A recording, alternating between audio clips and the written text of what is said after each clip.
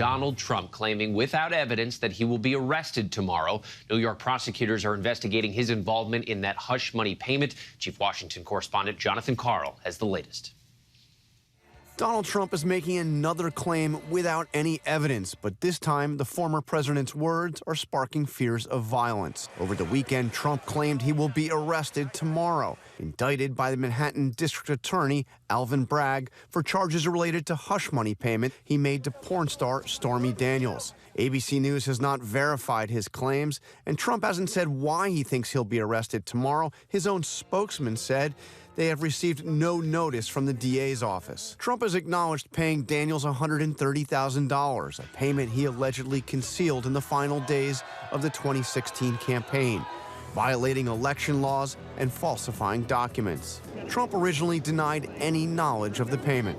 Did you know about the $130,000 payment to Stormy Daniels?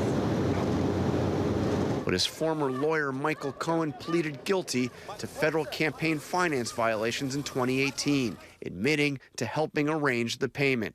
Cohen tells George he's absolutely prepared to testify against Trump. All the information that is needed in order to create the indictment, to get a prosecution and a conviction, is in the hands of the district attorney. Bragg's office has not commented, but the DA told staff in an email obtained by ABC News, "We do not tolerate attempts to intimidate our office or threaten the rule of law in New York." Already, Republicans are rushing to his defense. Another politically charged prosecution directed at the former president of the United States. House Speaker Kevin McCarthy is even vowing to investigate the Manhattan DA's office, although he is saying that people shouldn't go out to protest. I don't think people should protest this, no. And I think President Trump, if you talk to him, he doesn't believe that either. Thanks to Chief Washington correspondent Jonathan Karl, and there is much more to discuss on this, so let's bring in ABC's Jay O'Brien in Washington, along with investigative reporter Catherine Falders at the House GOP retreat in Orlando, and attorney Jeffrey Robbins for much more on this. Catherine, let's begin with you. The FBI is now warning state and local police about the potential for violence with these calls from Trump to protest. What's the latest there? Well, we know that the FBI is monitoring this potential indictment of Trump, but what we've learned is that they don't believe that there's any plans for violence or criminal activity, Trevor, at this point. But we know that the rhetoric that Trump has been using has led to an increase in online chatter that could indicate violence in some form. The FBI says they're in touch with the Washington field offices, with the New York field offices, and will continue to work with state and local partners, of course, as this potential indictment is looming.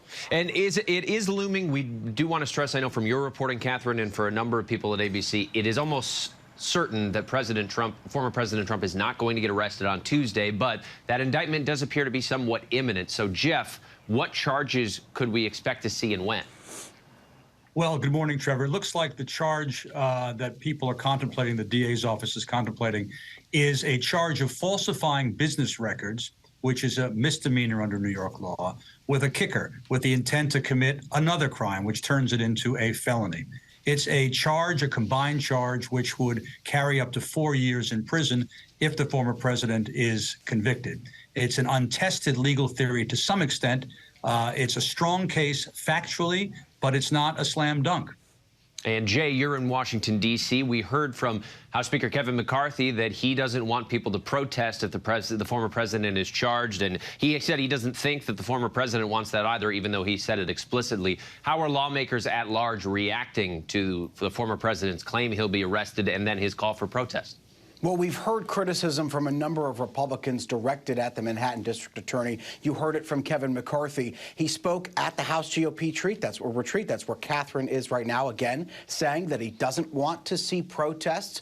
But he also tweeted this after that news initially broke of Trump saying that he was expecting to be indicted. He tweeted that he's directing congressional committees to look into, and there it is on your screen, the possibility of federal funds being sent to some of these local prosecutors prosecutors who might be prosecuting or at least investigating former President Trump. How that would play out in a congressional investigation is still unclear. But we've heard Republicans largely holding the line, criticizing this investigation as political. We heard the same kind of criticism from former Vice President Mike Pence in his interview with John Carl. We also just heard, and this is just breaking, from Florida Governor Ron DeSantis, who's beginning some pressure from those in Trump world to respond to the possibility of a Trump indictment. He just held a press conference. He also, and I'm looking at what he said here, criticized the New York District Attorney, the Manhattan District Attorney. But then he makes this veiled swipe at Trump, and he says, I don't know what goes into paying hush money to a porn star to secure silence over some type of alleged affair. I just can't speak to that. And that is notable because DeSantis has, for the last few days,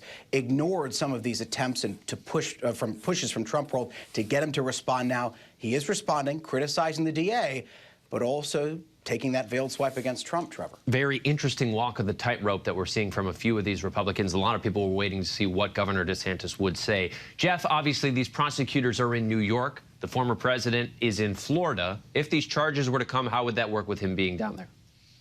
I think what will happen, Trevor, is you'll see an arrangement, an agreement whereby the former president will self-surrender in New York. That is to say, there's no basis to believe that he will be arrested. He certainly doesn't need to be arrested. I think the consensus is that he should not be arrested, but rather offered the opportunity to self-surrender. But that will involve coming to New York and being processed. And processed is a euphemism, among other things, for having what would be the most famous mugshot in the history of the world taken. There is no doubt about that. And Catherine, of course, we know that former President Trump is the subject of several investigations, and that includes the probe into the January 6th attack on the Capitol.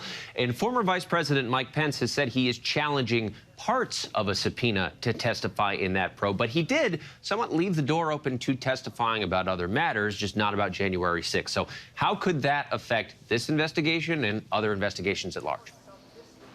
No, well, look, I think the reality is that this is still moving through the courts. Mike Pence, of course, is challenging his own subpoena. We obtained exclusive details from that.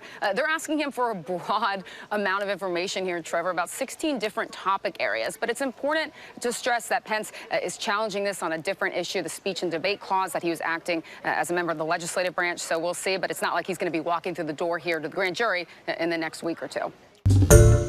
Hi, everyone. George Stephanopoulos here. Thanks for checking out the ABC News YouTube channel. If you'd like to get more videos, show highlights, and watch live event coverage, click on the right over here to subscribe to our channel. And don't forget to download the ABC News app for breaking news alerts. Thanks for watching.